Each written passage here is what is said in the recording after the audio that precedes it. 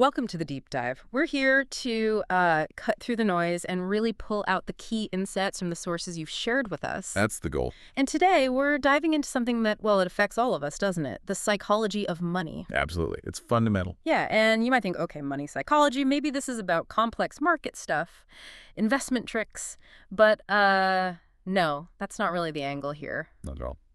The core idea we're exploring today from the source material is that your behavior, your mindset, that stuff actually matters more than just being, super smart or technically brilliant when it comes to money. It's fascinating, isn't it?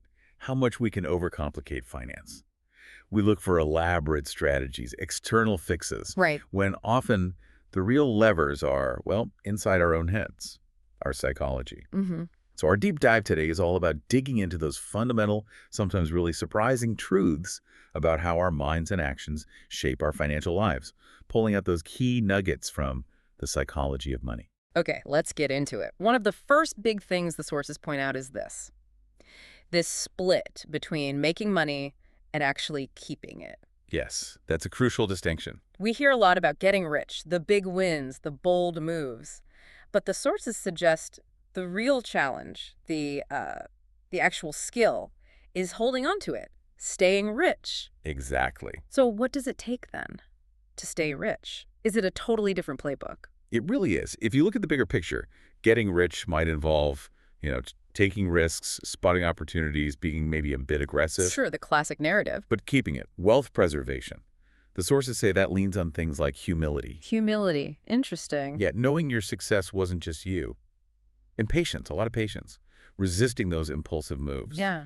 And maybe surprisingly, a healthy fear of losing it all. A fear, not just confidence. A healthy respect for risk, maybe. It's about protecting what you've built, not always chasing the next big thing. It often means dialing back the very risk-taking that might have gotten you there. Huh. That really does challenge this sort of always be growing mindset we hear so much about. It does. Makes you think about those stories. People make a fortune, then lose it just as fast. Maybe that quiet discipline of just holding on is underrated. Very much so. Doesn't make headlines in the same way. Right.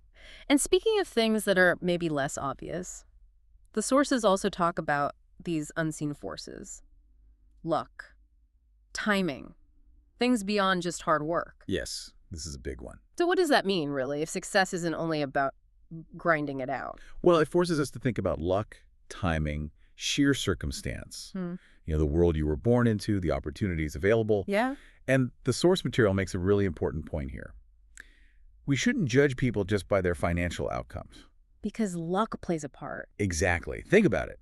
Someone could do everything right, save diligently, invest wisely, and still get hit by, a market crash or a personal crisis. Bad luck. And the flip side, someone might take a wild gamble, something that statistically shouldn't work, but timing and luck are on their side, and boom, huge success. Was that all skill? Probably not entirely. So it encourages this empathy. Looking beyond just the bank balance and considering the whole picture, it really questions if financial success is purely down to merit. Yeah, that's a really different way to look at it. It kind of levels the playing field in how we think about success and failure. It does. And that actually leads us nicely into another really key idea from the sources, this concept of enough. Ah, yes. Crucial. The sources are pretty blunt. Yeah. Runaway greed, always needing more, can actually destroy the wealth you've already built. It's the moving goalpost problem. Exactly. So it's not just about stopping, but knowing when you have enough. How does that work? How does enough protect you? Well, the source presents enough not just as a number like a target bank balance, but as a state of mind, a mindset. It's what gives you peace, stability, something the endless chase for more just can't offer.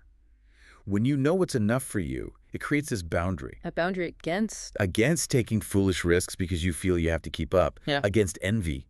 Against letting money distort your priorities. It's about setting your own internal limits, regardless of what your neighbor or colleague is doing. Finding contentment there. That sounds simple, but I bet it's incredibly hard in practice, that internal limit. It requires real self-awareness. Okay, so we've talked about mindset, humility, luck, knowing when enough is enough. Let's shift to some maybe more practical tools the sources highlight, compounding and saving. Ah, the fundamentals. Often underestimated. Definitely. We've all heard of compounding, right? But the way this deep dive frames it, it really emphasizes the sheer power of it, almost magical. It feels magical because it works so quietly, almost invisibly at first, but then it snowballs. Snowballs. Yeah, the financial equivalent. Small, consistent growth year after year over a long time. That's what builds serious wealth, according to the source. Not necessarily hitting home runs every year. Right. Slow and steady. Think about Warren Buffett. The source uses him as a prime example.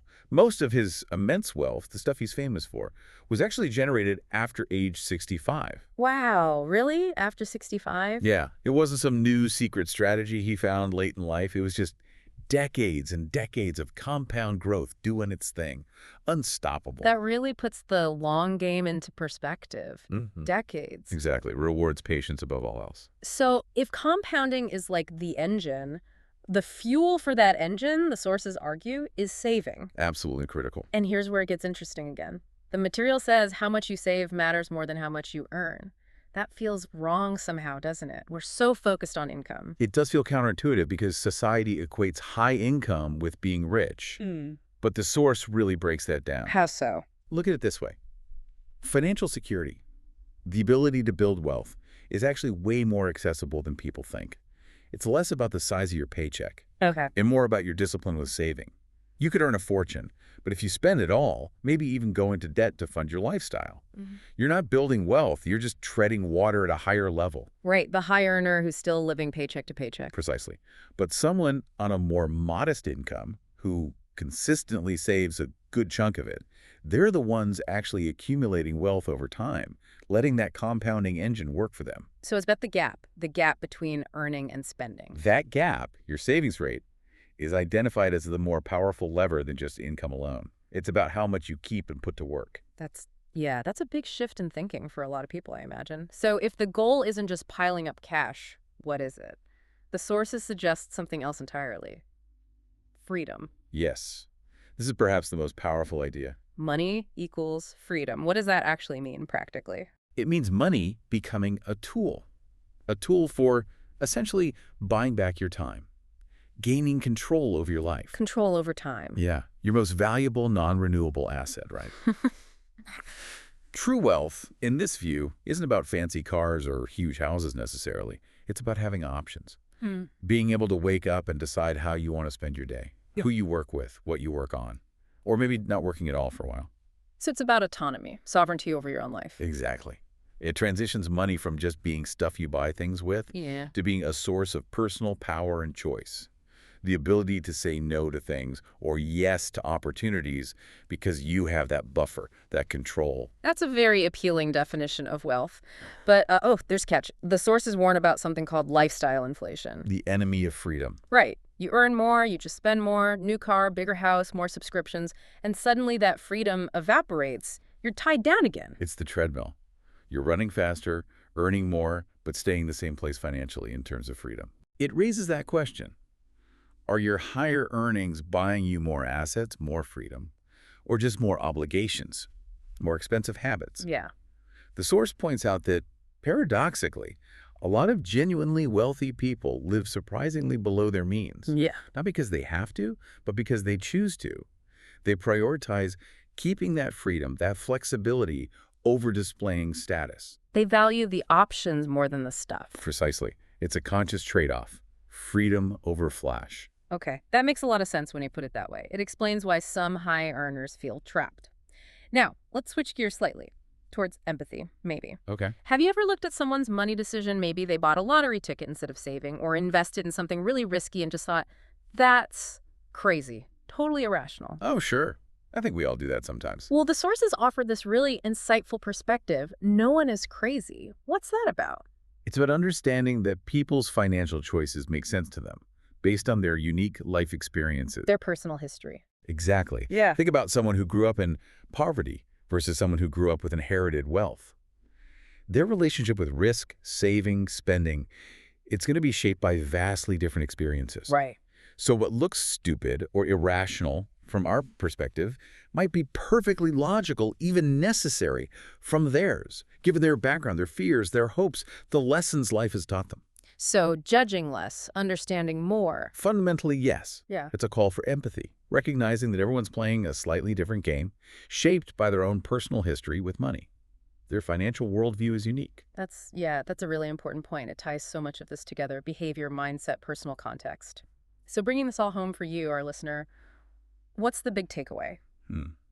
This deep dive, pulling from the psychology of money, seems to show that financial success isn't some secret code hidden in spreadsheets. It's much more human. It's about our habits, our thinking, our patience, our perspective. Absolutely. And what's striking is the relative simplicity of the core principles. Simple, but not easy. Exactly. They're accessible principles. Anyone can grasp them. But living them, that requires a real internal shift, mastering your own psychology. So, recapping those key actions from the source. It boils down to a few things. Respecting time and the power of compounding. Saving, consistently making that gap between earning and spending work for you.